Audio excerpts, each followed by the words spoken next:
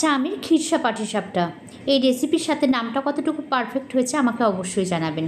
একটা কাঁচা আম নিয়ে সেটাকে প্রেশার কুকারে একটা সিটি দিয়ে নিলাম। তারপরে তার খোসাটা ছাড়িয়ে আমের পাল্পগুলো একটা চামচের সাহায্যে বার করে তার মধ্যে একটু ফুড কালার মিশিয়ে দিলাম যাতে আমের কাঁচা রঙটা আসে। পরে দুধ ঘন করে জাল দিয়ে ক্ষীরের মতো বানিয়ে নিয়ে তার মধ্যে একটা নারকেল কোড়া দিয়ে দিলাম আর দিয়ে দিলাম পরিমাণ মতো চিনি। দুটো এলাচ ফাটিয়ে দিয়ে যখন ক্ষীরটা হয়ে আসবে তখন নামিয়ে ঠান্ডা করতে দিলাম। আর একটা পাত্রে পাটিসাপটার ব্যাটার বানানোর জন্য দিয়ে দিলাম 1 বাটি চালের গুঁড়ো, 1 বাটি সুজি, 2 বাটি ময়দা, 1 বাটি চিনি। কাঁচা আমের পাল্প আর জল দিয়ে ঘন একটা ব্যাটার বানিয়ে নিলাম আর ফ্রাইং প্যানে অয়েল ব্রাশ করে সেটাকে 1 চামচ করে দিয়ে একটু ছড়িয়ে দিলাম আর তার উপরে দিয়ে দিলাম বানিয়ে রাখা খিরসাটা।